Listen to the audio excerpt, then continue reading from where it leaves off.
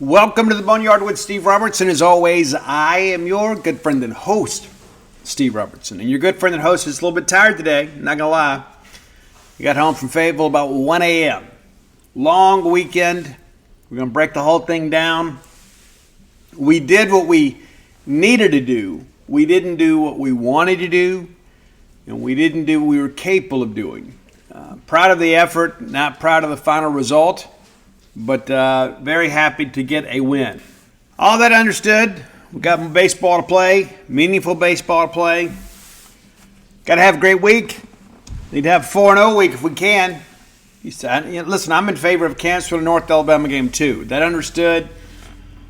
The D1 Baseball Committee sent out a memorandum about 2 weeks ago telling teams not to cancel these games. There'd be consequences.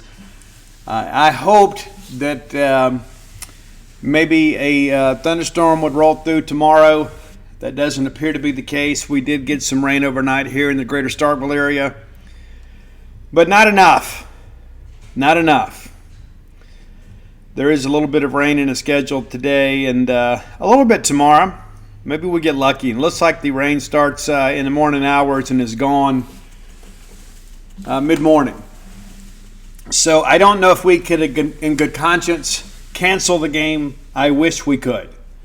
I do, because we're so tenuously positioned on the NCAA regional hosting bubble.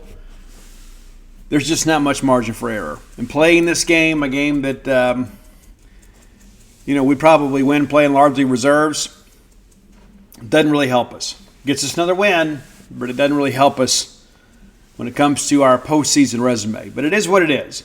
Before we get into a ton of baseball stuff today, let's take a quick moment to congratulate the Mississippi State softball team. Congratulations to Coach Ricketts and everybody involved with Bulldog softball for making a run to the NCAA tournament. We knew they weren't going to host. We knew they were in the tournament too, though. And now we know our pairing destinations. I'm good with it. I am. Now, Stanford is a top 8 national seed. They will be the 1 seed. And then the Bulldogs will be in there as a 2. We'll play St. Mary, if I'm reading this correctly. Maybe I'm wrong. But let me double check here. Yeah, no, we're going to play Cal State Fullerton. Yeah, so we're 2 versus 3 game. Cal State Fullerton will be our opponent on May 17th. May 17th. Now, I don't know if you've kept up with Cal State Fullerton softball this year. Maybe you have. Maybe you're a huge fan of the game and nothing ever slips by you. I'll be honest with you. This is the first time in my life I have ever spoken about Cal State Fullerton softball. But nobody in the tournament is a bad team. Now, again, they're getting in as a 3. We're getting in as the 2. But, you never know how these games are going to go, right? It's true. According to their website, this is their 32nd NCAA regional appearance. So congratulations to the Titans. They're 36-17 overall, 20-6 at home, 12-5 away, and 4-6 in neutral games. But 22-5 in their conference. So we're going to have to play ball. Now, the good thing is we've played them earlier this year. The bad news is they beat us. Out there in Cathedral City, California, as part of the Mary Nutter Collegiate Classic. We went out there and played, 5-6 games? Yeah, 5 games. We lose to Cal State Fullerton. So they should have our full attention when we show up out there. And so that'll be an interesting aspect of this, is it's a bit of a rematch. And Cal State enters the tournament winning their last weekend against Long Beach State, 2-1. They just got back from Hawaii, too. That's good work if you can get it, right? But nevertheless, congratulations to Coach Ricketts. Congratulations again to everybody connected to Mississippi State softball. It's good to be back in the postseason. It's good to be back doing some good things. We had a good year this year. But as you guys know, It's not about the regular season. The regular season gets you to this point. You remembered about what you do in the postseason. So hopefully we can put that thing together and have a good stretch there. Let's thank our friends at Bulldog Burger Company, longtime sponsors of this show. Man, I love Bulldog Burger Company, and I had some great food over the weekend up in the northwest Arkansas area, but I plan to get back and get my feet under the table at Bulldog Burger Company at some point this week. There's not much that makes me feel better about being home than going to Bulldog Burger Company and just letting them kind of take care of everything. You know, I can go in there and sit and have a great conversation with a friend or with family, co-workers, and just kind of let them take care of stuff. You know, they fill the drinks, they take your order, they bring them the meal, pardon me. They do bring the mood as well. That was a bit of a brain fart there as I tried to combine meal and food. But you understand my point is when you go in there, you don't have to worry about anything. You're going to get a great quality meal in a great atmosphere with great service at a great price. The portions are so incredibly substantial. It's pretty rare that you can finish the whole shoot match. It really is. 3 great locations to serve you: University Drive in Star Vegas, Gloucester Street there in Tupelo, Lake Harbor Drive in the Ridge and Flowwood area. I always think to myself, what am I going to get? When I start making my plans, I start thinking, you know what? I think when I go in there, I'm going to get this. Maybe I get the pimentology add bacon. Maybe I get that. That's an old Boneyard classic. Maybe I get the fresh and 15. Those are decisions I have to make here. But you know one thing for sure, I'm getting the spring rolls because they will make you and everybody around you better looking. And I'm going to get that Nutella shake to go. I encourage you to get those shakes to go. They're well worth the trouble, for sure. Just order it when you're about ready to ask for the check. You say, hey, we'd like to get some shakes to go. And that way when you cash out, you can walk out with your shake in hand. Great deal. For anybody that's hungry, and you get hungry, you want that quality meal, don't you? You do. You can find it at Bulldog Burger Company, the place where people go to meet. M-E-A-T. All right. Now, I really thought at times we were going to win this series. I told you guys on the preview show, I thought we'd get 1. I wouldn't be surprised if we got 2. And we became very, very close to making that happen. It's so interesting. I mean, it truly is. And what's interesting, I ran the numbers yesterday. Arkansas starting pitching. We knew that the last couple of weeks hadn't been great for Brady Tigert and Mason Molina. And we thought, those guys may be able to be had. But the Arkansas bullpen was outstanding. Not just this weekend, but really all year long. And they got us. They had the better bullpen, and that proved to be the difference in the 2 games that we lost. We got a great bullpen effort on Saturday, and ironically, we won. That's how life works. It truly is. But if we're fair about this, the better team won. But it sucks so bad because we were so close. And one more win against Arkansas opens up so many more possibilities, gives us some breathing room, kind of gets us, we're projected to host now, but one more win over Arkansas probably pulls us into the top 10 in the rankings and really close to a top 10, maybe 11 or 12 in the RPI. But we couldn't get it done. Let's go back to Friday night, and we talked about extensively if we could get Hagen Smith out of the game in an even game or with us up 1 or down 1, we had a chance against the bullpen. And listen, the bullpen is just a regular, well, it's maybe not fair. Every SEC bullpen is good. Theirs is really good, but nobody's as good as Hagen Smith. And you got to feel like that would be a big emotional win for you. And we were able to do that. So let's run down the first game here. And I was there in Fayetteville, as you guys know. And we did a great job this first inning. We got the pitch count up to 30 pitches. We didn't really take advantage of it. I want to talk a little bit about that, though. But Bryce Chance walks after a lengthy at-bat. Mershon then walks after a really lengthy at-bat. Fouls off. Just spoiling pitches left and right. And I'm sitting there thinking, this is going to work out well for us. DJ then strikes out swinging, a lengthy at-bat there, and then Hines goes down swinging, Larry goes down swinging. When you get the first 2 guys on and nobody out, you got to get a run home. You have to. And left on base was kind of the story of the weekend for us, too. It was not just about the bullpen.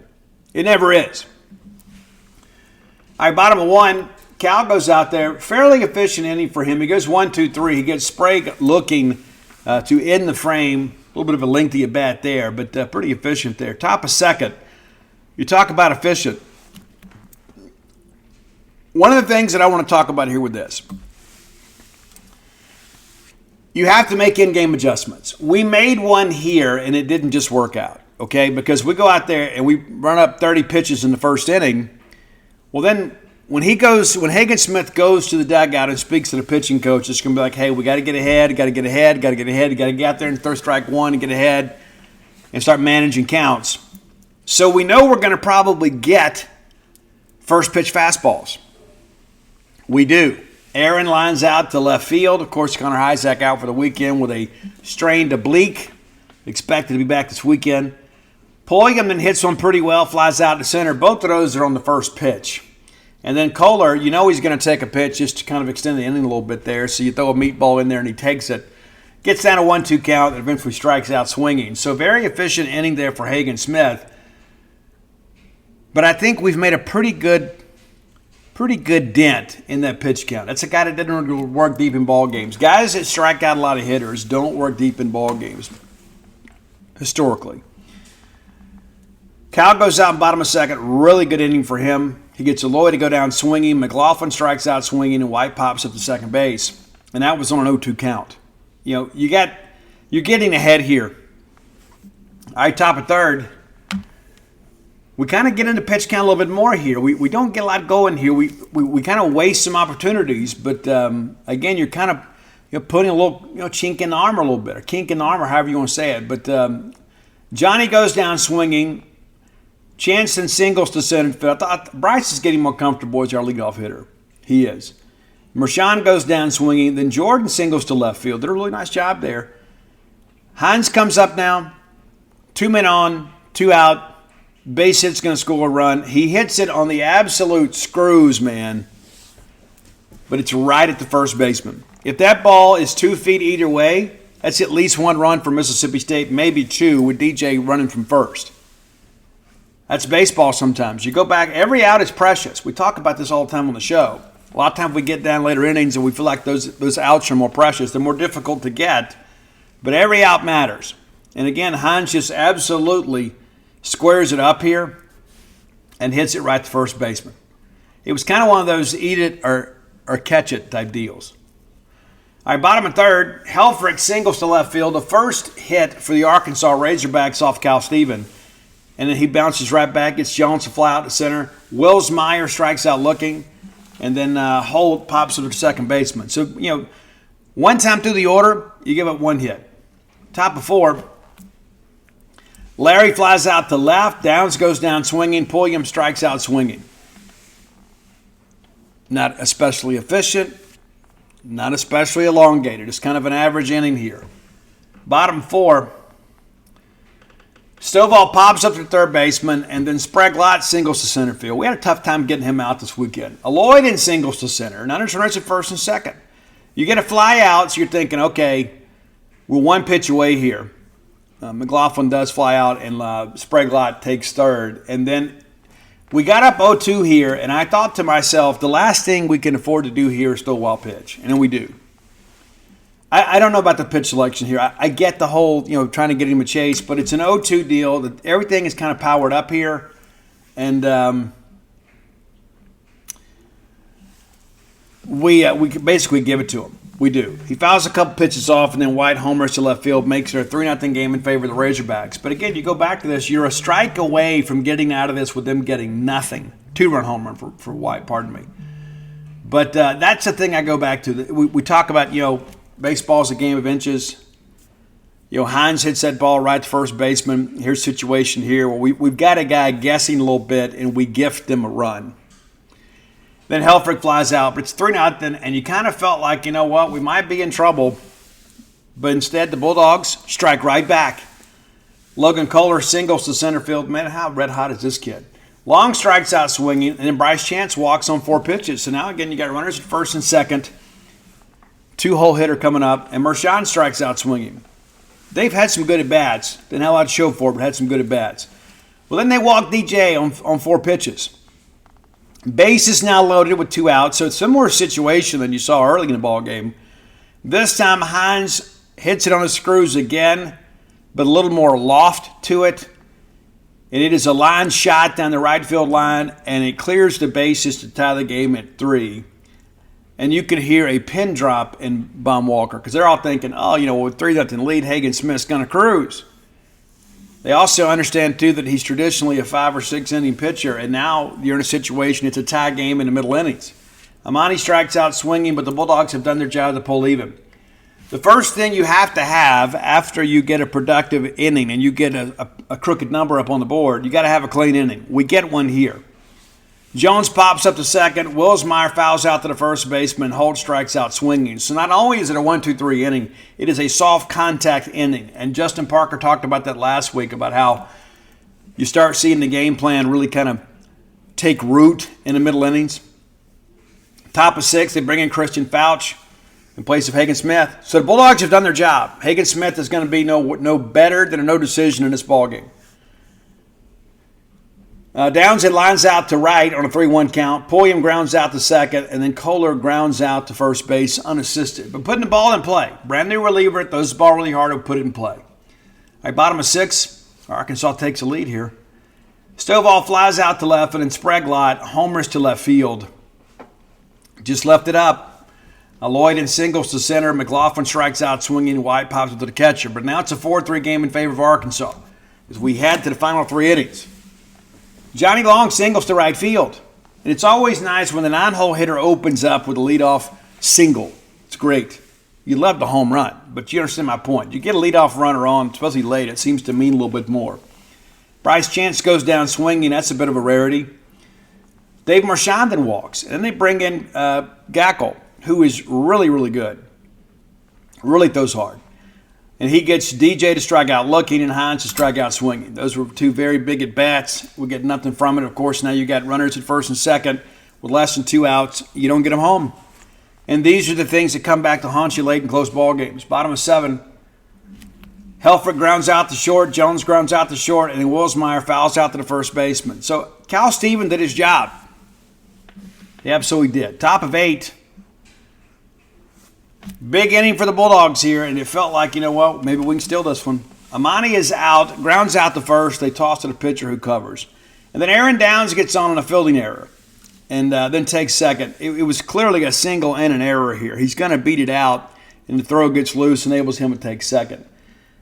So we pinch hit, and we bring in Nolan Stevens to pinch hit for Ethan Pulliam. And just, I guess, kind of hoping he can run into one. But you got to think there, you got a runner in scoring position, nobody out. You got to get him home. And we strike out we get down 0-2, and then they plunk Stevens. So now all of a sudden you got runners at first and second. Nate Chester comes on, and then Logan Kohler is walked. Now the bases are loaded. And then they walk Johnny Long. That forces in a run. It's a tie ball game. And then Bryce comes up and does a job. You'd love the grand slam here, but at the very minimum, you've got to get that run home from third. That's the lead right there. Great job by Bryce. Just doing a job. Long fly ball to center field. Chester tags and scores.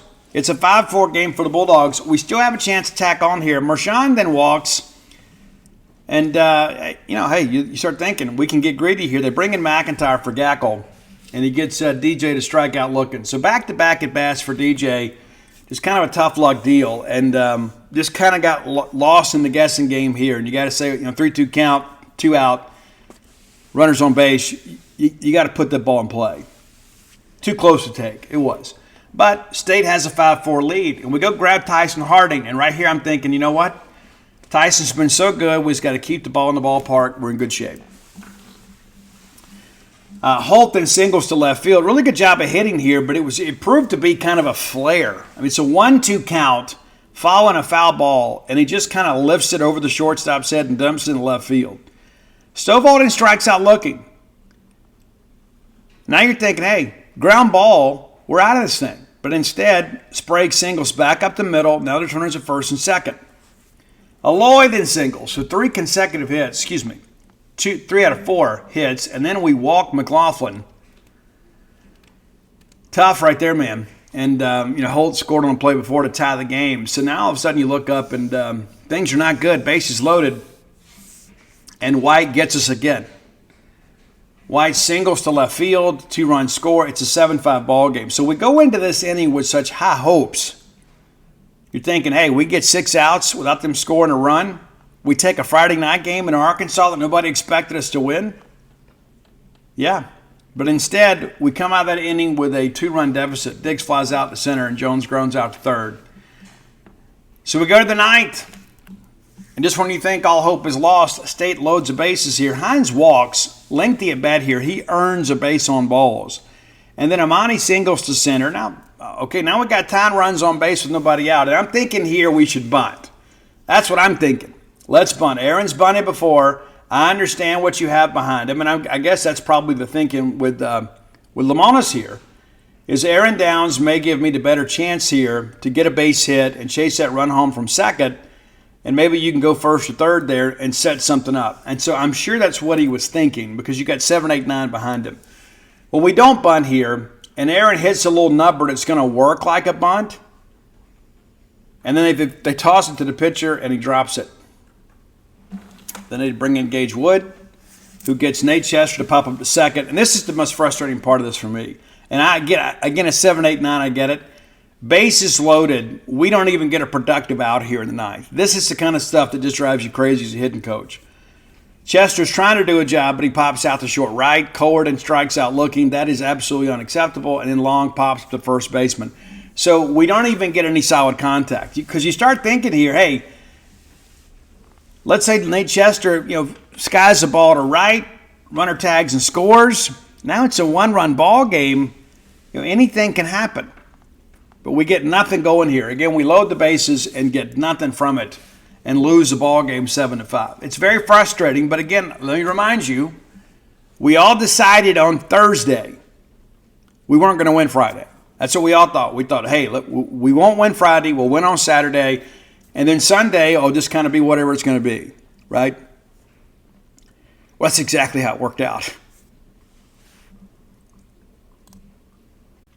All right, Bulldog fans, our friends from Tecovas want to remind you that it's festival season, it's concert season, it's sundress season. Yes, it is. And you need some nice boots to go along with every bit of that. And Tecovas is your stop for the best in Western wear. Tecovas has seasonal and limited edition offerings this spring and summer, including men's and women's boots, apparel, hats, bags, and so much more. All Tecovas boots are made by hand in a very time-honored tradition with timeless styles that are always on trend. And Tecovas has first wear comfort, so no break-in period. You know how tough that can be with a brand new pair of boots. You can put these bad boys on and ride that ride with a smile. It's hard to find this level of comfort paired with the same level of style. So stop by your local Tecovas store, have a complimentary beverage or two, shop the new styles, the smell of fresh leather, and a friendly staff are always at your service. Many stores even have leather custom branding to make your boots truly personalized. And with regular live music and events, there's no in-store experience quite like it. If you can't make it to a store, visit Tecovas. That's TECOVAS.com. They offer free shipping on all boots, as well as free returns and exchanges shipped right to your door. Go to Tecovas.com and find your new favorite pair of boots today. Why are so many dogs suffering from health issues? Actress Katherine Heigl, who's helped save over 16,000 dogs through her personal foundation, says they're seeing more issues than ever with dogs' joints, odors, and their health than ever before. After doing a ton of research, she feels there's one place we can all look to improve our dog's health: their food. What she's discovered is that many dog foods are made in a way they can actually create toxins that could possibly be wrecking our dog's health. And that's true for many of the premium brands as well. Fortunately, she's found that just by adding a few special superfoods to her dog's food, she saw huge transformations in their health. She's made a 20-minute video explaining step-by-step how any of us can do the same thing to see incredible changes in their dog's health. I've got 5 dogs. I do. I love them. I spend most of my time with them. In fact, Mojo, my Mama Blue Heeler, has helped me write 6.5 books now. I want her to be as healthy and happy as possible. So if you feel like you do about your dogs the same way I do, let me encourage you to go to badlandsfood.com/boneyard and watch Catherine's video right now. And again, that's badlandsfood.com/boneyard. Be sure and check it out and make sure your pet is happier and healthier than ever. All right, let's get to game 2 here. All right, interesting ball game for sure. And, Bulldogs, Bulldogs came to play, and Bernie Tigert's out there. And listen, I know some of you may have a connection to him and his family. I've met his family. They are wonderful people. But, guys, something's not right with Brady Tigert. That's not a hot take. It's not just the fact that he's walking people. But, man, that spin rate is down considerably. Now, I don't know if he's just not 100%, and maybe that's the case. And I wish that kid the best. I really do. But something's not right. It's just not right. Or maybe he's better out of the bullpen. Maybe he's starting this year. It's a team need. I wish that kid the best. I really do. And his mom and dad, his mom especially, super nice folks. All right, top of 1. And again, same game plan. We're going to grind it out here. And Chance walks. Fouls off the first pitch and takes 4 consecutive balls, and then takes second on a wild pitch. Mershon walks. Back-to-back games, Bulldogs get the first 2 guys on through the base on balls. And then DJ singles right back up the middle. Bases loaded now for Hines. We hit it at the double play here. Run scores. But we got a productive out of it, right? And then next thing you know, Amani Larry homers to left field. It's a 3-0 game, and our dugout was gleeful, maybe even a little bit smug. And then Down strikes out looking, but it is a 3-0 ball game after the top half of the first. And then Durangelo comes out, and again, Durangelo was better than he was last week. I still don't think he was on the top of his game. Diggs grounds out the first, Sprague lines out the center, and Stovall grounds out the second. Made some pretty good contact. I'm not used to that early in ball games with Durangelo. However, it's a 1-2-3 inning. Top of second. State tacks on a little bit here. Kohler strikes out looking. Pulliam lines out to center, and you think, okay, this inning's over. But no, Johnny Locke walks. 2 out walks are of the devil. Then Bryce Chance walks again. And then Mershon, infield single here. He hits it. There was some debate about is it an error or not. That ball was hit really well. And just kind of got under his glove. It was a shot. It really was. And so I'm okay with them scoring the single. But either way, he's safe either way. So now the bases are loaded. And then they walk DJ. And DJ earns this one. This wasn't a 4-pitch one. He gets down 1-2 in this count. And he's very patient and he won't chase. And one of the things that I have noticed about Brady Tigert over the years, he has a ton of pitches that start in the zone but don't land in the zone. And so if you're patient up there and you're like, hey, I'm going to sit fastball, and if I don't get fastball, I'm going to take it until I get 2 strikes, you got a good chance to beat this kid. You got to make him spot up and land that breaking ball for a strike. And he really struggled to throw anything other than a fastball. And then in the second inning, he had trouble even placing the fastball. So he doesn't get out of the second inning, and he leaves down 4-0. And then, again, we're rolling here, right? Base hit here really blows this thing open, and Hines strikes out looking. They bring in Bybee, great changeup guy, really good arm action, big physical kid. Disguises the changeup well, really hides it well. All right, bottom of second, with Aloy with a double to center field, and you think, all right, here it goes. And then McLaughlin walks, now runners at first and second. Both of those very lengthy at-bats that ran the pitch count up. Then White lines out to the shortstop, and Dave tried to deke him there. And at some point he will, but just kind of a soft liner there. Souza then strikes out looking. He really struggles with that ball away, really does. And Durangelo made him pay for that. Holt then grounds out to third. So they get 2 men on to start the inning, get nothing from it. Arkansas fans are thinking this is our chance to climb back in it, and we didn't. All right, top of third. State still working counts here. And had a chance to tack on some more here. Larry walks. Lengthy at bat. Downs walks, lengthy at bat. Kohler gets the sack bunt down on an 0-1 count. The first one he fouled, nearly took somebody's head off. And now you get runners to second, third, and then they walk Pulliam. So now bases are loaded. Johnny Long strikes out looking, and then Bryce hits a routine ground ball to short. So again, a State for chance to get some real separation. Right now you're in a position where one swing can't beat you, but one swing could probably put this game away or at least give you some separation. You know Arkansas is not going to quit. They're just not built that way. All right, bottom of third. Lovich flies out to center. Diggs grounds out to second. We walk Sprague Lott. Lengthy at bat there. He had some really good swings and at bats against State. And then Stovall lines out to center field. So it's 4-0 now going to the fourth. And State really takes control of the ball game here. Mershon singles to right field, and then DJ takes a slider and just absolutely melts that thing to right. It's now 6-0. Hines grounds out to second. Larry strikes out looking. You think, okay, well, the inning's over for us. And then Aaron Downs reaches on an error again. And then Logan Kohler makes him pay for it and absolutely hammers the ball. And I don't know if there's many people in the history of baseball that have guessed right or have been better prepared to put a swing on a ball than Logan Kohler did here. Go back, it's a thing of beauty. It's like looking at the old Mark Grace, Will Clark home runs years ago. An absolute monster shot. Makes it 8-0. Pulliam walks again. Getting some production on Ethan Pulliam. And then Long grounds out the short. So State has doubled the lead now from 4 to 8, and it's awfully quiet in Baum.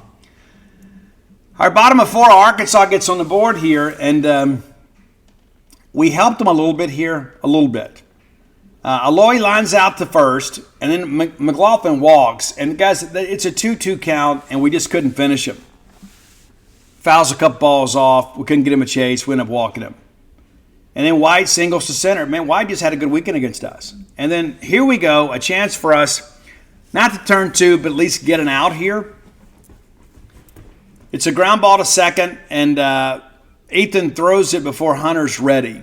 Kind of like that old Scotty DeBro play where Luke Hancock bails him out. But anyway, the run comes around to score. Now there's runners on the corners. Runners 2-minute scoring position. And then Holt, of course, flies out to right field, and sac fly run scores. So you got to think, if we just make the play here, and it was not a routine play. The timing's off because Hines ranges off the bag here, and it takes him a while to get back. And then Ethan, it's just just one of those things that happens. You hate it, but you kind of understand it. Hines ranges off, has to hustle to get back. Ethan throws it before he's ready. The ball gets loose. It is an error, such is life. But if we make that play, you get out of this thing, and it's an 8-0 ball game. It's like those are the things that winning baseball is. Yeah, you can absorb some of that. But if you play clean baseball here, it's an 8-0 game after 4 instead of 8-2. We still felt good, but every fight at Baum Walker Stadium is a fight for 27 outs. Bryce Jansen flies out to right. Mershon flies out to right. And then DJ doubles to right center. Really big ball game for DJ. And then Hines pops up to grounds to the first baseman. They toss it to the pitcher. And, just Arkansas has given Hunter Hines a lot of trouble. They truly have. All right, bottom of 5, Arkansas is just chipping away. Big singles to left field after another lengthy at bat. Sprague Lott reaches on the fielder's choice. We forced a runner at second, could not turn 2. You turn 2 here, again, the game within the game, right? Stovall homer to right field here. Now, you never know, the pitching sequence may be completely different here. But if you turn 2 here and he does hit the dinger, it's just a solo home run. But instead, the error is magnified. And it's not technically a scoring error, but, it's a physical error. You got to be able to make that play. Now it's 8-4. We bring in Cam Schulke. He gives up a double to left. McLaughlin then pops him to the shortstop, and White out first to the pitcher. So we get out of it without any more damage there. But again, it felt like, this is a game here. We need to score some runs. That's how it felt like. All right, top of 6. Larry decides to bunt here. I don't know if it's a call play or not, but he basically just knocked it right to the first baseman. Didn't even make him field it. He just could kind of sit back there by the bag and get it. You got to make the guy go field it. You really want to push that thing more towards the second baseman. By the mound, towards the second baseman. So the first baseman has to range off, or the second baseman has to make a play coming in. Not a bad idea, just not good execution. Downs and grounds out to short. Kohler singles to right field. Again, just stay hot, kid. And then Pulliam out at first to pitcher. 8-4. Bottom of 6, And again, Arkansas just kind of chipping away. We bring in Brooks Auger here, and Souza walks. We get down in that count 2-0, have to fight our way back and ultimately walk. And we get Holt to strike out swinging. And then Lovich, the 9-hole hitter, or 8-hole hitter that day, singles to right. Now there's runners on the corners. And then Kendall Diggs, the guy that didn't play on Friday due to injury, sac fly to center, scores a run, 8-5. And then Sprague flies out to center field. So it's 8-5 now, but you know, all of a sudden things have gotten really, really tight. We were up 8-0 in this ball game. All right, top of 7, State goes 1-2-3. Long strikes out swinging. Chance grounds out to third. Then Mershon strikes out looking. 8-5. And again, we haven't scored in a long time, but we need a hold here. Fortunately, Brooks Auger steps up and says, you know what, guys, I got you. He gets Stovall to fly out to left. He gets Aloy to fly out to right, and McLaughlin out at first to pitcher. Just a ground ball to first, just kind of rolled one over. And so 1-2-3 inning for the Razorbacks there, and it just kind of felt good to get a clean inning and post a 0 without any anxiety. State a chance to really get some big insurance here in the 8th. Jordan strikes out looking, then Hines doubles to right field. Got down in that count 0-2, and then fouled a couple off, and then just hammers the ball to right field. Larry's then hit by the pitch. You think, okay, here we are. And then Downs, it's an infield fly. And then Kohler walks to load the bases. And Pulliam comes up and goes down swinging on 3 pitches. Again, anybody gets a hit here with a runner in scoring position, it's a 9-5 game. All right, bottom of 8. White, again, singles to shortstop. Again, just the ball's hit pretty well there, but I think Dave probably would tell you he should make that play. Souza strikes out looking again. Holt singles to the right field, pushes the runner to second. He should have gone around to third, but for some reason he didn't. He held up there. And then Brooks Auger is like, thank you very much. And I love the fact when the guy stops at second, we don't have to be quite as selective in our pitch calling. You don't have to be so mindful of throwing a ball in the dirt. He gets Lovett to strike out looking and then comes back and gets Diggs looking on 3 pitches. You talk about stones, there you go, right there. That is stone cold pitching right there by Brooks Auger. There's a reason that kid listens to AC/DC. Let that be a lesson for you kids. All right, top of 9. They bring in Faraday. And Long strikes out swinging. Chance grounds out to second. Mershon strikes out swinging. So, again, we go to the bottom of 9th with no insurance. And we pull Auger and bring in Tyler Davis, who hadn't given up a run in forever. And he gets Sprague to fly out to center. Lengthy at bat. And it always feels like when you get that first out of the 9th, that things kind of cascade in the right direction. When you walk that guy or he reaches, you lose 676,000% of the time. Stovall then flies out to center field on an 0-2 count. Aloy singles on an 0-2 count. Probably got a little too much to plate there. And then McLaughlin strikes out looking, and that's your ball game. And you'll notice when he goes off the mound, Tyler Davis kind of doing the state thing, kind of showcasing his state logo as if it is a gift. Yeah, it's true. So, winning pitcher for your Bulldogs, Cam Schulke. He ended up being the pitcher of record. Birdie tag with the loss. He's now 4-3. Tyler Davis credited with his 3rd save of the year. So let's get into the rubber game here. And things started off well enough. There were a lot of Bulldog moms wearing maroon that thought, hey, would be a great gift. And I agree. It would have been a great gift. And it certainly felt like we were all going to be happy at the end of the day. All right, top of 1st for the first time on the weekend. They don't get Bryce Chance to open a ball game. You know, he walked the first 2 games. He grounds out to third here. Then Mershon singles to center. Pretty sharp single, too. That Mershon's got a really nice compact swing. Jordan goes down looking on 3 pitches. In the middle of all that, Mershon takes second. Then Hines flies out to left field. So not to go in for the Bulldogs there in the first, but no fear, some runs were coming. All right, bottom of 1. Pico caught on the heel, gives up a single in the very first pitch, and then really settled down after that. He gets Stovall to line out to center. Sprague flies out to right. Aloy lines out to center. But good contact. If you're Arkansas, you're thinking, okay, we're seeing him well. Some of these things are going to drop, but that really wasn't the case. All right, top of 2nd. State gets going here. Amani walks, gets ahead 3-0, takes a strike, swing and miss, and then takes the ball down and away. And of course, it's just one of those crazy things, too. You start thinking about all of this stuff with Mason Molina. He almost came here. He was down between State and Texas Tech, and he chose Texas Tech. Excuse me, chose Arkansas. He's from Texas Tech. Pardon me. But he has not been good, and I suspect he will not pitch this weekend unless it's in relief. I think they'll probably go with Gage Wood as their Game 3 starter. Just my opinion. Kohler then singles through the right side on the first pitch. Man, this kid is really – if we're going to go make a run at this thing, if we're going to work deep into the postseason, we're going to need Logan Kohler to kind of continue to do what he's doing. It's taken him a while, but he's really become one of State's most proficient hitters here in the last couple of weeks. Aaron Downs then lines one off the glove of the third baseman. It gets loose down there, not all the way to the corner, but it's just kind of in no man's land. And, run comes around and score. Now you got runners to second and third. You're thinking, hey, we got to run home. We got runners to second and third. You just need somebody to come up here and do a job. Maybe Pullian come elevate something for us, get a sac fly home. But Ethan's like, I got you, boys. On a full count, he rocks a changeup into the pig pen. They call it the hog pen. It's a mess out there. 3-run shot for his first Bulldog home run makes it a 4-0 game. And I understand his dad, Chris, was down there negotiating with somebody for that ball. Hey, good on you, Chris. Way to be a great dad. All right, they bring in Gage Wood, and everybody was thinking, he should have started.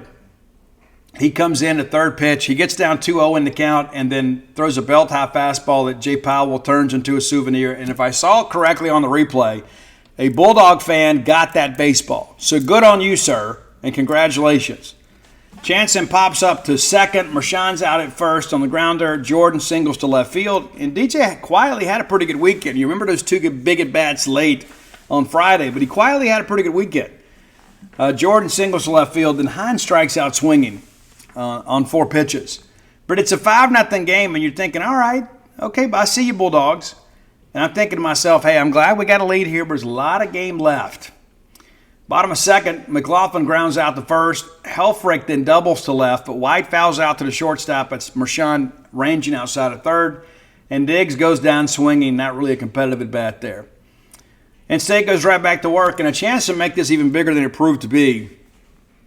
We needed these runs late. Larry grounds out to second, and then they walk Kohler, which may not be the worst thing, considering how well he's swinging it these days. But lengthy at bat there, and he gets ahead in the count 3-1 and then takes a couple of hacks. But they end up walking him. And then Downs, kind of a crazy thing here. He hits the ball hard, and there's just not a play there.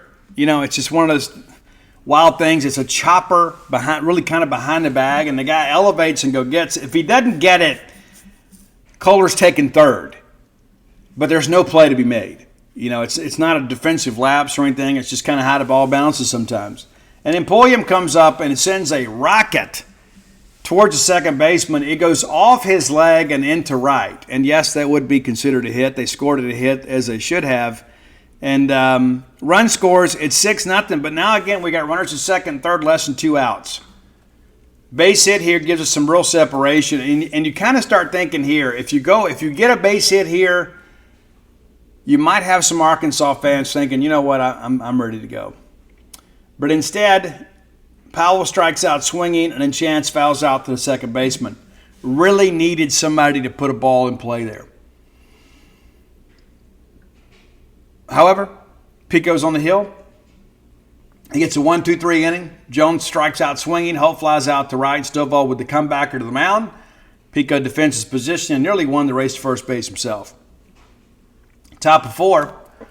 Mershon strikes out swinging, and then DJ's hit by the pitch. And I'll be honest with you, they nearly hit him 3 times in the at-bat and finally did. And it makes me wonder maybe perhaps if it wasn't a little bit intentional. I know nobody will ever admit that, but I believe in old school baseball. It makes me wonder if they were a little bit salty about something DJ did or said after the home run on Saturday. I don't know. But they tried really, really hard to hit him and finally did. I'm just saying for what I'm saying. And then Hines fouls out opposite way outside of third there, and then Larry grounds out at third. But again, we got traffic on the bases. You can never have too many runs. No matter what anybody says or what anybody tries to tell you out there, you can never have too many runs. Sprague is then hit by the pitch, and it's funny how these things happen. When you get up in an account and you get ahead and you end up plunking a guy, it seems like he always scores. And he does here. Aloy strikes out swinging. McLaughlin singles to second base here. Wild pitch, everybody moves up, and then Helfrich grounds out to the shortstop, and 1 run scores. So again, you look at all this, the guy gets on base, and then we have the wild pitch. It's like, these are all self-inflicted wounds here. The guy that scores should have never been on base, and he certainly shouldn't have been able to take third and move into scoring position. But we have the wild pitch, and then there's a routine ground ball to short, which ordinarily would have been a double play ball. But the run scores, making it 6-1, and White strikes out swinging. Every out matters. Top of 5, they bring in Christian Fouch for Wood. Kohler then greets him promptly with a single to center field. I'm beginning to wonder if Logan Kohler shouldn't just move in the order. And then Downs grounds into a double play. So kind of a wasted opportunity there, because you know what happens next? Ethan Pulliam doubles the ball into right center and hit that ball exceptionally well with some juice into that right center field gap. It's tough, man. It really is. And then Powell grounds out to third base. And so, again, you get 2 hits in the end and get nothing out of it because you roll up a double play ball. All right, bottom of 5, that's it for Pico Cohn, who was outstanding. And you could tell he was starting to fade a little bit. I saw a lot of, why do we pull him out? And he wasn't in trouble. He's just, guys, he's still working himself back out. You got to ramp him up. We're needing to be his best in postseason. Bring in Carson Ligon, and he ends up walking Diggs. And it's how it happens, right? When you are a relief pitcher, kids, let's be a lesson to you. You got to come out there throwing strikes. You've been sitting there throwing against air in the bullpen. You've been looking at the plate, working the slope, getting your mechanics down. You can't come in here and walk the first guy you see. You can't do it. Because you know what happened next? The 9-hole hitter, Jason Jones hits a home run to left. And now it's a 6-3 ball game. It'd be one thing if it was a solo shot. Solo home runs don't get you beat. And then we couple that by letting Holt get a double to right center. Stovall grounds out, moves around to third. And then you know what? It's a routine ground ball to third. And guess what happens? Run scores. Now it's 6-4. And so you go back to this whole thing here. If you start, and you can never pick your outs, but if you make Diggs at least hit his way on, it's a much different dynamic. There's a solo home run. Now it's a 6-2 ball game rather than a 6-4 ball game. You retire that first guy, it's a different inning. But instead they play 3 and they go from a 6-1 game to 6-4. Now all of a sudden their fans are alive and feeling good about life. Maybe we'll stay and watch the game after all. Top of 6, they bring in McIntyre. They use a lot of guys on Sunday. They pitched on Friday and kind of did it by committee. But, again, we have chances here. Bryce opens up with a single to center. And then we get the sack bunt down here, move him to second. So runner in scoring position with the heart of the order up. DJ flies out to center field. If the wind wasn't blowing in, that ball may have had a chance. And then Bryce tags and takes third. They intentionally walk Hines, and Amani strikes out swinging. So, 2 runners on, we leave them on. All right, bottom of 6, we bring in Black here. A lot of people question this. He was really good in his last outing. He pitched well the last time we had to trot him out there. Saved some bullpen arms for us, and he's been surging a little bit, kind of getting healthy. And what does he do? He walks the first guy he sees. And you know what happens to that guy? He scores. He scores. You go back, we have the hit by pitch. He scores. Carson Ligon walks the first guy that he sees. Guess what? He scores. That's how life works, man. I mean, I don't make the rules. That's just the game of baseball. So McLaughlin walks. Helfrich then strikes out swinging. And then guess what happens? White hits a home run to left. And because of the walk, it's a 2-run shot to tie the game. At this point, I felt like we were going to lose. Because they had all the juice. And to be honest with you, I didn't think our body language was especially good. Diggs strikes out swinging, and they bring in Cam Schulke, and then Jones walks. And guys, I'm going to tell you this, and you can go back and see my notes. Sweeney, the home plate umpire, squeezed and squeezed and squeezed and squeezed and squeezed. Now, you guys may remember, the guy that sits basically right in front of me on Press Road, Arkansas, is the TrackMan guy. So I'm seeing it live. I'm not guessing. Cam struck this guy out 3 pitches and didn't get calls. And you know what happened next? He walks, and then Holt hits a home run left field. So now it's an 8-6 ball game. We should be out of the inning here, but we're not. Stovall then lines out to left. Now, I'm not going to sit here and say we couldn't pitch it better, but on that particular at bat with Jones, you can go back and watch it yourself. And again, I'm watching the TrackMan. The Arkansas track guy is in front of me, so I'm seeing it live time. He struck him out on 3 different pitches and didn't get the call. Or maybe 2 pitches. Yeah, 2 pitches. And didn't get a call. It's nuts to me. It really is. It's nuts to me. I mean, it truly is. But now it's 8-6. And you got to make pitches anyway, right? I mean, hey, you got to get the next guy. You didn't get this one, you got to get the next guy. That's what Cam's dad will tell you. That's what Cam will tell you. Hey, you know what? I didn't get a call there. I got to get the next guy. All right, top of 7. We're down 8-6. Logan Kohler, one of the hottest hitting kids in the country. He pops up to second after a lengthy at bat. Aaron Downs and walks, and then Pulliam flies out to right, and then Joe Powell walks. And this is that whole crazy situation here where we'd like to run on 3-1. I've seen some people be critical of this. 3-1 count is a great count to hit and run on, because you're going to get something to handle. It's a 2-run ball. It's a 2-run game. You don't want to walk this guy and then turn the order over. You run here, and all of a sudden Powell gaps one up. You know what? You're going to score. Worst case, you're going first to third. Then all of a sudden you got Bryce Chance sitting runners to second, third, to first and third, right? I mean, I have no problem at all with us trying to steal the bag here. But it was ball 4, and it's supposed to be a dead ball. However, you're only guaranteed second. You don't get to keep going. And the same thing happened to Arkansas too. They had a player fly off the bag too. So it wasn't like it was that's probably a grounds crew issue, right? But some people tried to say this is about, Chris Simone, guys, got nothing to do with Chris. But we're out of the inning. And that's the thing, it sucks, because you're thinking here you got runners at first and second with top of the order coming up, and Bryce Chance has been reaching base on the regular. Dave Marchand has had a couple pretty good swings in this game, and you start thinking it's maybe our chance to kind of climb back in and pull even. Bottom of 7, Arkansas opens up with a leadoff double. Spraglot, again, that kid killed us. Him and White did. Lloyd grounds to third, and guess what? The runner goes to third on the play. Bring in Tyson Harden, and McLaughlin flies out to left. That scores a run, makes it 9-6, and Helfrich pops up to short. And I thought Tyson was really good the rest of the way. Top of 8, Gackle comes in for McIntyre, the big hard-throwing freshman right-hander. They think he's probably a starter next year for them.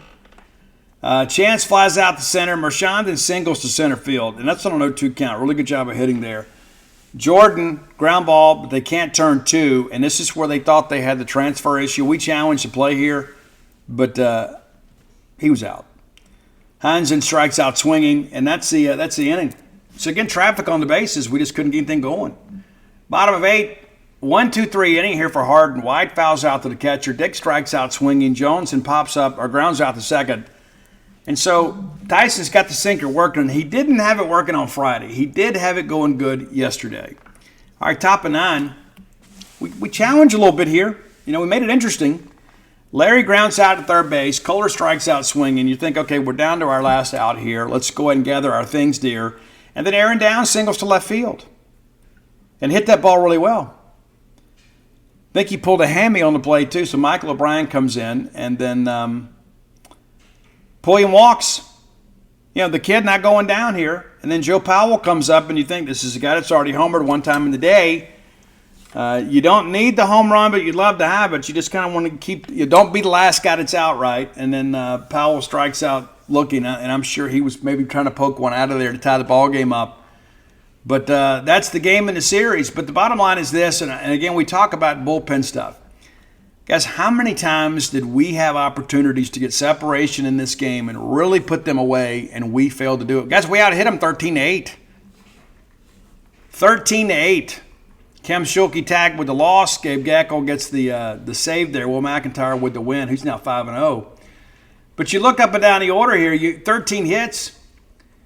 And guys, some of those are extra base hits too. You had a couple doubles. You had a couple home runs. The flip side of it is Arkansas had 3 doubles and 3 home runs. So again, we had our chances. We did. We absolutely had our chances in this ball game and just couldn't get it done. And we got nobody to blame but ourselves. Give Arkansas some credit though. It's not like we gave them the game. They won the game. But you look through here, the bullpen aspect of it. Pico leaves, and it's a 6-1 ball game after 4 innings. Carson Ligon then gives up 3 runs in his 1 inning of play. And again, you go back and look, not all that was on him. Gavin Black works 2/3 of an inning, allows 2 runs. Kem Schulke comes in, works 2/3 of an inning, allows 3 runs. And Tyson Harden comes in and works gets the final 5 outs without allowing a base runner. It just didn't work out for us. But, again, we talk about bullpen stuff, but it's a team loss. We had so many opportunities in that game to get a big hit. And really kind of the story of the series, right? It's like you go back and think about, hey, Tyson, you get the Sunday version of Harden on Friday, we're singing a different story today. We are. Now, I'm going to sit here and tell you I don't believe in moral victories, but I think Mississippi State acquitted itself well again. Again, I'm proud of the effort and I'm proud of the end result. But I think we have proven that we can compete with anybody in the country. But we got to find a way to finish. And that's not just with the closer. You got to be a closer at the plate sometimes too. You come up in a 2 or 3 run ball game with runners in scoring position, you got to put a ball on some green grass somewhere and get that run home. It's not just about that. Of course, we had some defensive issues yesterday too. I failed to mention, Dakota's on a dead sprint and just kind of whiffs at one, and it gets down and becomes a bit of a rally starter for him, right? And so there were some things yesterday that were within our control. That's the thing. As frustrating as it was to lose yesterday, State had the lead, and then we kind of gifted them in their comeback. And we talk about the opening walks and the hit by pitch and things like that. You drop that ball in right center. It all adds up. It does, and especially at a place like Arkansas's Baum-Walker Stadium. They're ranked in the top 5 for a reason. You can't go up there and give them extra outs, and we did, and we paid for it. We did. That was the difference between Saturday and Sunday. Saturday, Brooks Auger comes in and gives us a great bullpen performance. And that was the difference in winning and losing, because you didn't get that on Sunday. And you rolled a bunch of guys out there trying to get it done, and by the time Tyson Harden came in the game was basically decided. So now we turn the page. All right, time for today's Top 10 list. As always, brought to you by closewithblair.com. That's CLOSE with Blair, BLAIR.com. Blair Chandler is my friend, your friend, our collective friend in the mortgage industry. As I pull up his contact information and his mugshot comes out at me. 601-500-2344. 601-500-2344. Guys, Blair's been in the business 23 years. So here's the deal. Don't overcomplicate this thing. Just call Blair. If you're looking for a game day condo, looking to refi your home, looking to buy a home, just call Blair. Take all the guesswork out of it. Trust me on this. We've had several Boneyard listeners that have closed loans with Blair, and they've given raving reviews.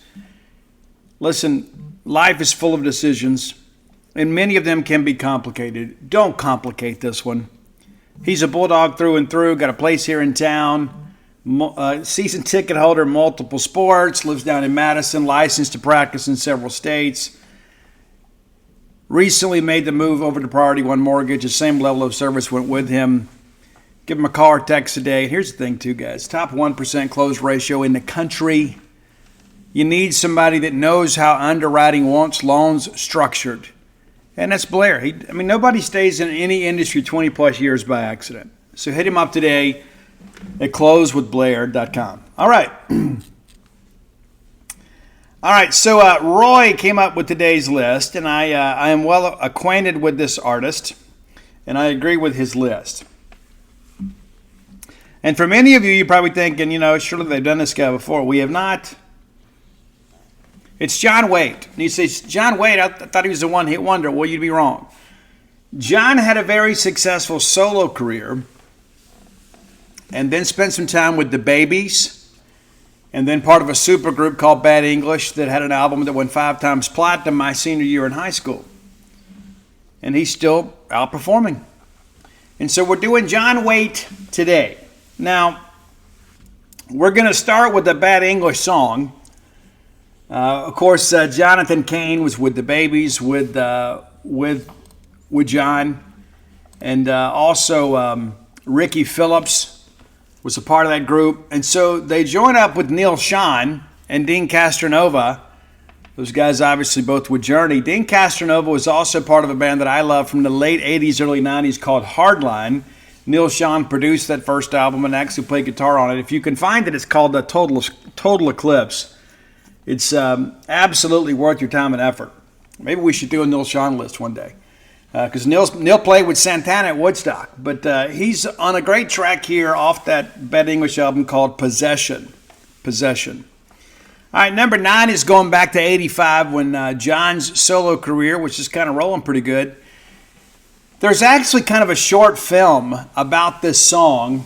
MTV was real big on that sort of stuff too. Like we'd have these 2 and 3 minute videos, but a lot of times they would do something longer and put a bunch of money behind it. They put some money behind this one, and it's basically shot out there on Route 61, or Route 66, pardon me. Driving out west, and as many times as I've driven out there, I've never driven Route 66. I probably should at some point. But there was a solo album that had a track called Restless Heart. It's kind of got a country vibe to it. It's a bit up-tempo, but there's some country elements in it. I think you'll dig it. That's your number 9 track. Number 8, back to the Babies catalog. And people forget how great the Babies were. They didn't get the notoriety that some of their contemporaries did on MTV, but they sold a ton of records. And this is one that reminds me of going to the skating rink. It's every time I think of you. It turns out good. It does. That's your number 8 track today.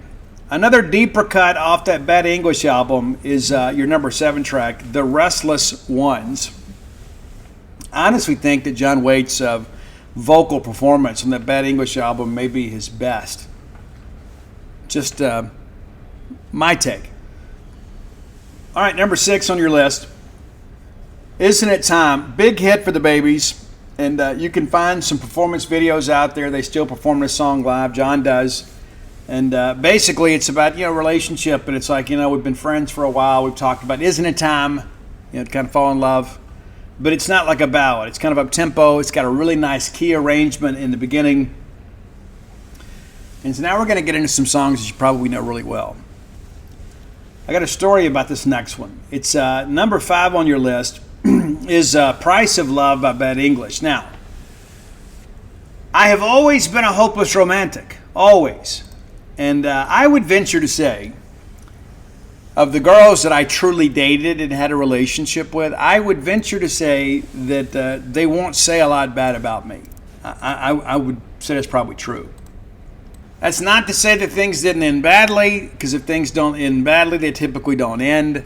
But I would say in the time that I was with these young ladies, that when we were committed to one another, that I did my best to set a very high standard. I did. I don't mean just, hey, let's go get dinner and a movie and call it a night. I did some things to kind of stand apart because I wanted to make the next guy's life that much more interesting. Right? I wanted that guy to have to hustle. I used to always joke when I was, before I met Dana, it was like my friends used to call me Baskin and Robbins in the early 90s because it was like the flavor of the month club. But I wanted that next guy drinking about 10 in the morning. Right, because I wanted her worrying him to death, because I set such a high bar. But anyway, so when I was in high school, all of my friends had girlfriends at the same time on Valentine's Day, our senior year. Most years it never happened. That year it did. And I was dating a girl, I won't say her name, but she was gorgeous. And Very, very, very country. Very country. And some of her friends didn't like me because I went to Columbia High School and she went to West Marion. And so there was this whole thing in Marion County. We were the city slickers, like there's ever been a city slicker in Columbia, Mississippi in its history. But a lot of those people from West Marion, we called them the river rats. You know, it's just, you know how it is, tribalism. But I started dating this girl and actually met her over at a West Marion football game. She saw me, our eyes met, we talked. I got her phone number, next thing you know, we're dating. And so for Valentine's Day, some of her friends didn't like the fact that she was dating a guy from Columbia High School. And so I wanted to kind of go stick it in her face a little bit, make her feel special. And so I checked out of school. I drove over to West Marion, and I didn't even go get a pass at West Marion. I just walked into the hallways of West Marion. So one day they didn't have me arrested. Nowadays, you'd be shot for that. But I walked where I knew she'd be, and she's changing classes. She comes out, and I handed her a dozen roses one at a time, like in front of all of her friends. I did. It's a pimp move. I mean, it really is. It is a pimp move, P-I-M-P move. And that stopped a lot of the nonsense. But it didn't work out. But, you know, we're still friends. And for years and years, even after we dated, I would call her mom and dad on Thanksgiving and wish them a happy Thanksgiving, just because I'm that kind of guy, you know. Even though she and I weren't in communication. And eventually, later on in life, we actually worked at the same place, you know. And so, you know, we parted on good terms. We're still on good terms to this day. I don't talk to her, but there's no beef. That's a nice way to live, too, when you don't have beef with exes and you can go home and not have to worry about running into somebody. But anyway, as part of that whole deal, my friend Ernie Turner, I will name him, my bald-headed mortgage broker, mortgage loan officer friend, Ernie Turner. So Ernie had this thing for this girl named Jennifer Bishop. And Ernie also had this the Chevrolet pickup truck that somebody had put some aftermarket mirrors on the side. They were way too big. It was like something off a dump truck. I used to call the truck Dumbo because they were too big and they weren't fashioned properly, and so they would kind of flap in the breeze. So I called that truck Dumbo. And so this Jennifer girl had chased Ernie for a while, and eventually he decided to give it a shot. And so he gets her mom in on the deal, and he goes in and just like a heart and rose petals on her bed. And then when she comes back outside, he's sitting in her driveway, and he sings her the song, The Price of Love, from Bad English. Yeah, true story. If you know him, you can ask him, and he'll tell you that's the truth, because it was kind of a competition among us who could do the biggest and best thing for our girlfriends. And so I don't know who won. We didn't end up with any of those young ladies. I wish them all the best wherever they are these days. Again, there's no beef. There's no hard feelings. I appreciate everybody that has shared the path, if even for a short while, and many of them, maybe an hour or so. But I understand. I share that because when we began to put this list together, I started thinking about Bad English. Number one, what a huge hit that was. But I also knew it was a little bit of a corporate rock creation. But that's my Price of Love story, kind of through Ernie Turner. Like, she walks outside and he cranks up the radio in the truck and he sings the song to her. Very romantic. I got to give him some props for that. All I did was go hand the girl some flowers. He actually did a vocal presentation, but it didn't work out. But I don't know who she's with now, but she's a good girl. All right, so guess what was that, 5 on our list? Yeah, it was 5. 1, 2, 3, 4, 5. Yeah, that's 5. Okay, so number 4. Many of you remember the great movie Vision Quest. Now, this song was on the Vision Quest soundtrack, but it was a reissue. It was initially just on an album of John Waite's, and it didn't chart. And they changed the arrangement a little bit and some lyrics, and they re-released it as part of the Vision Quest movie soundtrack, and it was huge. And it went on to be featured in some other movie soundtracks. It's a great song called Change. Change, not the Blind Melon version, the John Waite version. I think you'll really dig that one. All right, number 3, in our top Babies track, it's a good one here, Back on My Feet Again. Great track all the way through. The instrumentation on this is great. And you can kind of hear some Journey elements, because that's one of those things. Like, the Babies had some members of Journey in it, and so they kind of carried that signature sound with them into some of the Journey stuff. Good stuff. Number 2, in our top rated Bad English song, and this is penned by Diane Warren. It was a number 1, went straight to number 1, and everybody loved it. And what's so interesting, as we noted on Diane Warren's top 10 list when we did it here, she's never been very successful in relationships, but this is certainly a relationship song. But it's When I See You Smile. And it's a very, very sappy 80s brand radio rock power ballad. It's not Motley or Warren or Poison or anybody like that. It's just kind of a top 40 kind of radio rock friendly deal. They wouldn't play Motley on those radio stations, but they would play this. And so because of the fact that it was part of commercial radio, it was a huge hit. When I See You Smile. But number one, though, it's funny, it's another relationship song, but this one didn't work out either. And Tina Turner actually covered this. And ironically, John Waite knocked Tina Turner's What's Love Got to Do with This out of the number one spot with this great song, Missing You. I Ain't Missing You at All. And of course, Tina Turner did a kind of a power version of this. It was great. Great. But that's your number one track, Missing You from John Waite. So that's our top 10 list for today. If you have an idea for the top 10 list, reach out, let us know. Best way to do that is to hit up Roy on Twitter at Dogmatic67, DAWGMATIC67. Our list can be found on Spotify on that same handle. I'm on all forms of social media at Scout Steve R. Thanks as always for your support of the top 10 list. All right, next segment of the show brought to you by Campus Bookmart, a Starkvillian institution. That's right, they've been here when you've needed them. Whenever you need Mississippi State merchandise for that perfect gift, whether it be a graduation gift, maybe it be a birthday gift, a housewarming gift, or maybe just a gift to say I love you. You want to give a Bulldog a cowbell or some Mississippi State merch, you look no further than Campus Bookmart. Miss Kathy Brown does an amazing job buying the right items that you guys need to outfit your home, your fan cave, your office, your RV, your pet, whatever you have that you want to put some Mississippi State merch in. Miss Kathy Brown works with you in mind. If you can't make it to town to see their smiling faces, visit them on the World Wide Web at campusbookmart.net. And by being a loyal Boneyard listener, we'll give you a phrase that pays.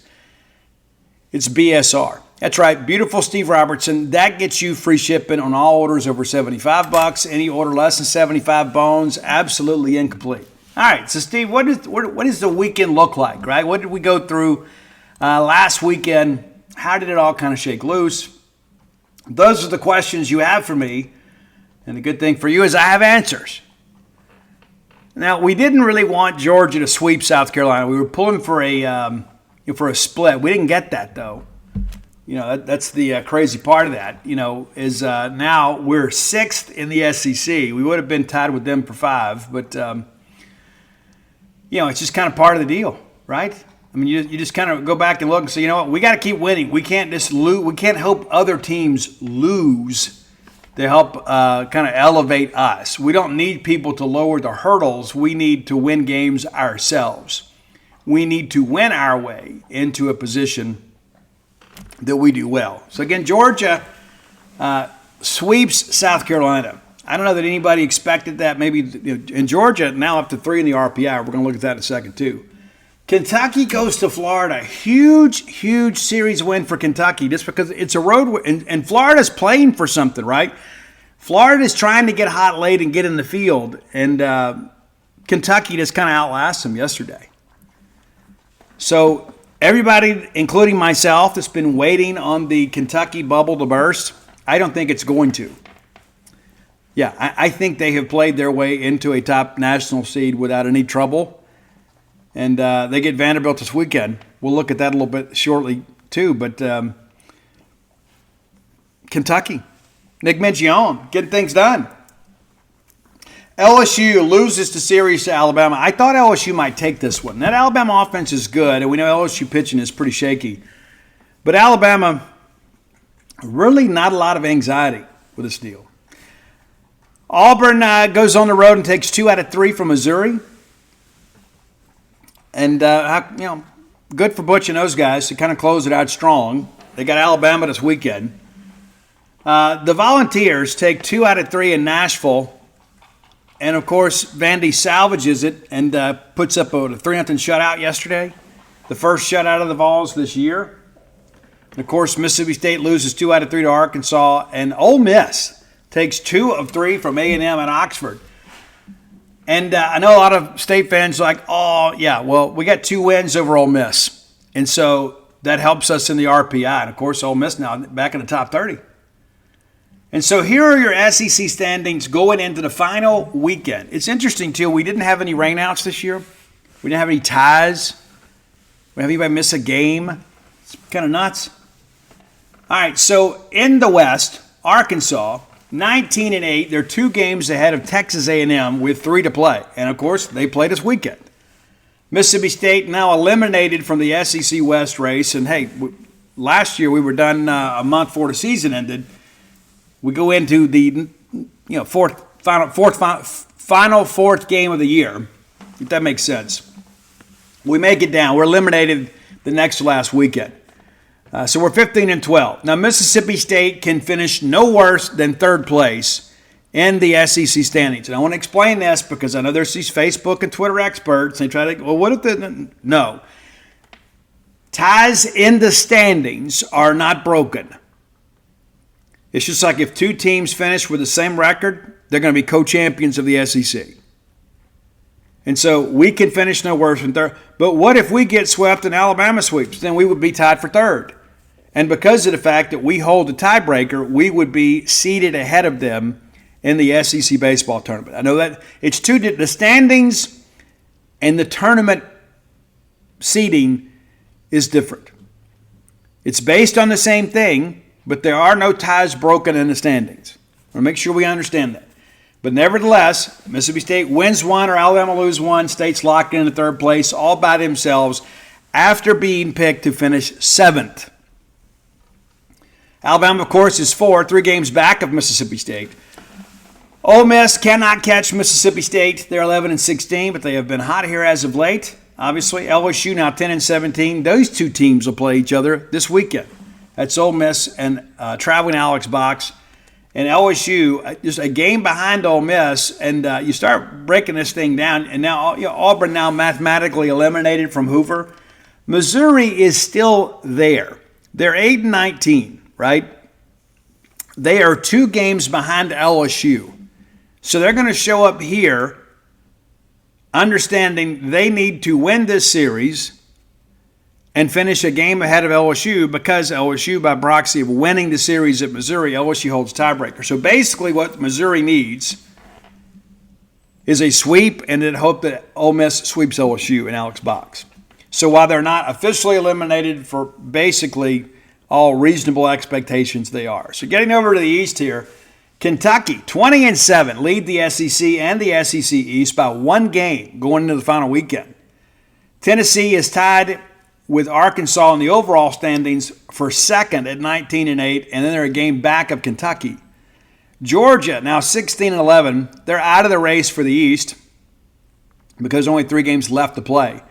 South Carolina now 13-14, and you begin to wonder about their hosting prospects. You really do. Getting swept last weekend was kind of a gut punch for them. Vanderbilt now 12-15. Vanderbilt's going to need a big weekend. I think Vandy's probably in with 14 wins. Probably. But I don't know. And I just remember a few weeks ago that a lot of people discussed that Vanderbilt would be playing their way into the hosting discussion. I just don't think it's a great Vanderbilt team. Florida's 11-16. And as it stands right now, the next to last team in the field at Hoover. And then, of course, Missouri and LSU. There's a part of me, you're like, wow, man, I'd love for LSU to miss it, but not at our expense. That's the way it'd have to work out. So 9 weekends into this thing, Mississippi State guaranteed to finish third and currently in 6th in the overall standings. And in addition to that, we have a 2-game lead over the 7th place team, which is South Carolina. So Mississippi State wins a game. We're locked into no worse than 6th in the entire SEC. And, of course, Georgia's headed to Florida this weekend. We could use a little help from the Gators. So let's take a quick peek at RPI, then we'll look at scheduling. Kentucky, the number 1 RPI team in the country, and we don't play them. A&M is number 2. And so Ole Miss helps themselves, and they help us because we took 2 from them. So that only helps us 2. Georgia, the number 3 RPI team in the country, we got 2 wins over them. Arkansas is 4th. We have a win there. North Carolina's 5, Tennessee 6, Clemson 7. Florida State is 8. Tough weekend for them with Pitt. Wake Forest should finish in the top with a 500 or better record in the ACC. They're 15-12 now with 3 to play. They got strength of schedule of 5, RPI of 9. Indiana State loses the ball game to Evansville. We have 3 wins over Evansville, so we get a little bump there. Alabama, of course, 2 out of 3 against LSU. We got 2 wins over Alabama. So all of those teams ahead of us that continue to win, that we have defeated, they pull us along with them. The current RPI for State, according to Warren Nolan, is 16. Virginia beginning to fade a bit. Oregon State put together a good week. But Oregon State, of the teams in the top 15 RPI, they have a strength of schedule of 74. I think the only thing that really helps them is geography a little bit. But Oklahoma, of course, wins the Big 12 championship, and they're right there, 1 spot ahead of Mississippi State at 15. So we're in a good position, but we have to have a good week this week. We have to, and we need some things to go our way. You can't just assume a sweep, because again, Missouri's going to be playing for something. If I had to call it today, I'd say we probably get 2 out of 3. That's how I see it, and it may not be what you want to hear.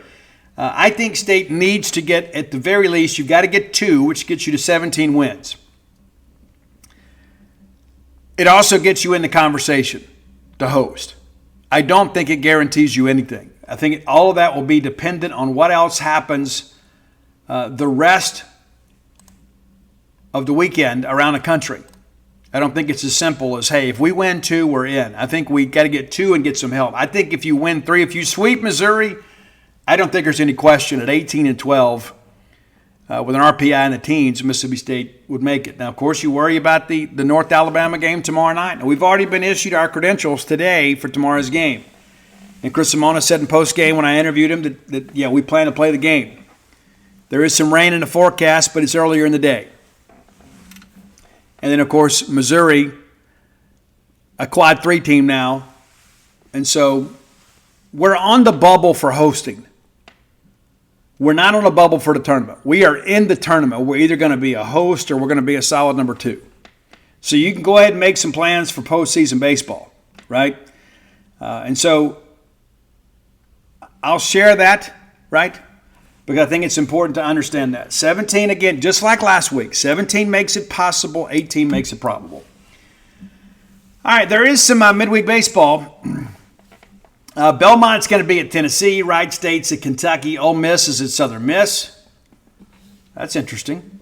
Auburn is at Samford. And, of course, North Alabama at Mississippi State. And then we get into the Thursday games. Everybody starts their series on Thursday because you want to get your pitching kind of lined up for the postseason. And the SEC tournament starts Tuesday. Yeah, a week from tomorrow. So Florida and Georgia, that's a big one right there. And Florida has to go to Georgia. It's so tough to win there. But we probably need, our rooting interest here is kind of split. We need Georgia to continue to win because it helps our RPI. But we need Florida to probably take a game to help us in the standings to get the number 5 seed rather than the 6. Vanderbilt's at Kentucky. That's going to be tough. Going to Lexington, and Vanderbilt had lost, 11 games in a row, something like that? And then they win on Sunday. And Kentucky playing at home for an SEC championship against one of their annual nemesis. It'll be a nice atmosphere in Lexington.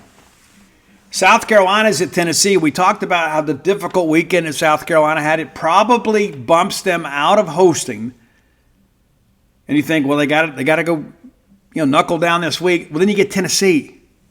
And Tennessee competing for an SEC championship. A game behind Kentucky. They're trying to keep pace. And so it'll be interesting to see, how ferocious things are at Lindsey Nelson, but you got to like Tennessee to take this series. We'll spend more time on all this on Wednesday. But and again, Ole Miss at LSU, Alabama is at Auburn. We had 3 wins over Auburn, and we got 2 over Alabama. I'd like to see Auburn win the series, to be honest with you. And Missouri, of course, at Mississippi State. Arkansas is at Texas A&M. We have a win over both of them, so either way, it really doesn't make any difference to us because I don't think we're going to catch either one of them. But if you look at it and you begin to think, okay, what if Arkansas goes down there and sweeps? Because your State's 2 games back. So like if State sweeps Missouri and Arkansas sweeps A&M, then State could be the number 2 in the West. And then, of course, that elevates you probably up to 4th place to stay. I just think that, but it's mathematical. It's just not realistic, I don't think. I just don't think that Arkansas can go down there and get 3. They couldn't get 3 from us. Now you got to go on the road. It's going to be very, very difficult. But when you kind of start doing the math here and you start thinking, if we get to 18, that gives you a real good possibility, finishing, top 5 or better. It does. So we're in a good spot, but we could be in a better spot, and we certainly could have been in a better spot had we played a little bit better yesterday and won that game. It's always very, very significant to do that. All right, final segment of the show brought to you by the Stark Vegas Clubhouse. If you're looking to bring a large group to Starkville, look no further than the Stark Vegas Clubhouse. Just Google the Stark Vegas Clubhouse. Just Google it. And when you do, their Facebook page will come up and you can peruse through all the pictures and all the fine amenities that are available to you there. There's a great back porch area, luxurious location, 5 minutes from the Mississippi State campus, that fire pit area, wet bar, full-service kitchen. So it's not just like staying in a hotel room. You can stock that place for your whole trip, and you can cook right there.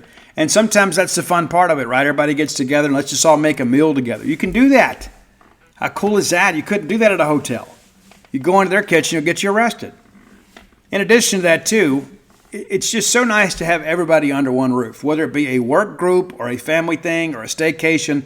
And maybe all you girls have been thinking, wouldn't it be great to get all my college girlfriends together and let's just all play catch up, right? Or maybe it's a guys' weekend. Look no further than the Stark Vegas Clubhouse. Now, when you Google, there are going to be some options come up. You can book through Airbnb. It's always cool. You can book through VRBO. But if you want to save some money, you can. Book through the Evolve website and use promo code BSR10, and that gets you 10% off your stay.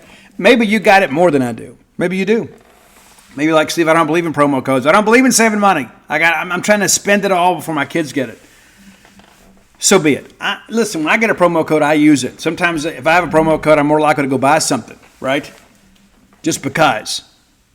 But the reality of it is you're not going to find a better place for a large group, whether it be a work group, a family group, or a friend group, than staying at the Stark Vegas Clubhouse. All right, let's take a quick look at North Alabama because, again, I hope we cancel this game. I do. They're 17-32-1 overall. And currently, let's see here. 1, 2, 3, 4, 5, 6, 7, 8, 9, 10th in the Atlantic Sun. Austin Peay, our friends at Austin Peay are a game up in first place, heading into the final weekend to win the Atlantic Sun Conference. Interesting, right? Looks like they're going to have a little 6-team tournament. But North Alabama, not going to be one of them. Their season ends this week. So they, it kind of is what it is, right? They opened up losing on the road at South Alabama. They beat Southern Indiana. They lost to Lamar 9-1. They lose to Belmont, lose to Morehead State, lose 2 out of 3 to them.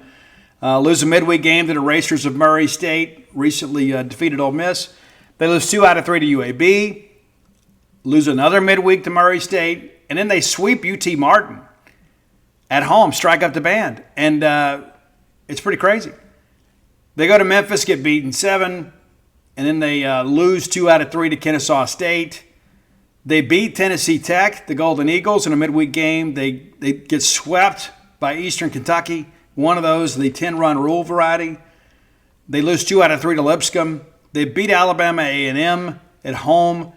They lose 2 out of 3 to the Jacksonville Dolphins. They take 2 of 3 against Bellarmine. Both of those wins ended up being mercy rule affairs. That's up in Louisville, Kentucky. All told, my word here, Bellarmine pitching gave up 48 runs. They lose to Belmont, and then they lose 2 out of 3 to Stetson. They lose to Ole Miss 9-4 in a very competitive ball game. They get swept by Central Arkansas. Wentz. They lose to Middle Tennessee. Samford gets them 19-10. They take 2 out of 3 from Queens up in Charlotte, North Carolina. They lose to Samford. Then they get it's the 1-1-1 effect with North Florida. They tie in 13. Curfew catches them on Sunday. That game began at noon. Took a long time to play. So not a great team, not a great record. I'll write up a little preview in the morning. But I will not be surprised if we wake up tomorrow and they say the game has been canceled. You got to find a way to figure this out. My thoughts about this is I think college baseball needs these games because you got to get younger players some reps, but also, too, if you want to grow the game, you need guys to come up here and have a good experience. You don't think these kids at North Alabama, if wanted to play at Duty Noble Field or play at Alabama or something like that, you have to give people incentive. You shouldn't punish them for trying to play smaller schools in a midweek game that allow everybody a chance to get some rest and some younger guys to get some reps. So I think the proposal should be, 2 or 3 of your bottom RPI games don't count as far as your Division I resume. That's my feeling. You may feel differently about that. I think these games are important to get experience for younger players, but also, too, what if you've got a guy at North Alabama that says, you know what, I'm actually playing well and I want to go in the portal, and he can say, you know what, I went and played at Mississippi State and I went 2 for 4. So I think it's important to find a way to make these games happen, but not penalize people when it's time for the tournament. The leading hitter, great baseball name, is Garrick Fry. Garrick Fry, hitting .326. They only have 2 regulars hitting above 300. Kyle Machado is one of them. But Garrick Fry leading them in just about every offensive statistical category, 15 home runs, 48 ribbies. And if he's got any eligibility left, maybe he's a guy that should consider getting in the portal. And let's look. He is only a redshirt sophomore out of South Forsyth High School in Alpharetta, Georgia. Garrick, somebody next to you needs to get you in the portal. It's true. It's true. Yeah, 15 tanks on a losing team. That's rough, man. It's rough. No clue who they're pitching. I'll see if I can't find out tonight. But likely will be a regular midweek guy or a Johnny Holstaff type deal. John Allen Stogner is a guy that has worked a lot of these midweek games for them. Kind of working as an opener, just going a couple of innings. So if I had to bet, if he's available, John Allen Stogner will be your starter should the Bulldogs play against North Alabama tomorrow night. Obviously, they're going to say they're weekend guys for the weekend, but you just never really know how it's all going to shake loose. But we'll see what happens between now and then. And again, I won't be the least bit surprised if we wake up in the morning and they're like, hey, we're not playing the game. I won't be surprised if that's the case. That's going to do it for today's show. If you hadn't done so, go to WhenTheBottomFalls.com. You get the new book, When the Bottom Falls. But all my sports titles are there now. Mother's Day is behind us. Dad could probably use some Mississippi State reading material. It's a great Father's Day gift. Go ahead and plan ahead, kids. Because if you order in time, you can get a signed copy. Yeah, how about that? Go to WhenTheBottomFalls.com. You can get the new one, and you get all the sports titles. And, of course, I'll be finishing up, roughing up the newest book, The Dude, by the end of the month. It's a plan anyway to be done by the end of the month. And so because of the fact we don't have any road trips other than Hoover, hopefully, I have plenty of time to work on that. So this week's going to be a big book week, and I'm almost through with Chapter 18. And I think we're going to it's going to be 5 or 6 more chapters. It just kind of depends. I know for a fact it'll be at least 5, maybe 6. If I can get it all done in 5, we'll see. But that's kind of how life works. But I know you're looking forward to that. We should have that up for pre-orders within the next week to 10 days. I got to send in some information for that too. Got to write the synopsis of the book and get that to them. We'll get that online. Now, we will give you some advance notice of when it's going live, because we do believe those limited editions are going to sell out probably the first or second day. And then everybody's like, Steve, I want the limited edition. I have no control over any of that. None whatsoever. So just to kind of, again, give you some lead time here, we're going to be doing it soon, and I'll let you know in advance. But if you want to get that limited edition copy of The Dude, which is going to be more expensive, but it's also going to be much nicer, it's going to be beautiful. And I'll give you more details once I get them. But there's a lot with this one that's going to make it really unlike any Mississippi State book you've ever seen. It's true. It's true. So we'll look forward to giving you details on that, and be thinking of that ahead. It is going to be more expensive. It's going to be probably double or greater the price of a normal book, but it's going to be worth it. And I think it's going to be one of these things, too, that you're going to cherish for the rest of your life. I do. If you're a Mississippi State fan, this will probably be like you'll put it in your Mississippi State fan cave and then like have like a pin light on it. You know, like when you walk in, you hear the angels sing. It's that nice. It really is. All right, let's get out of here. Until next time, let's all live our lives in a way we make more friends than enemies, and people can see a difference in the way we live.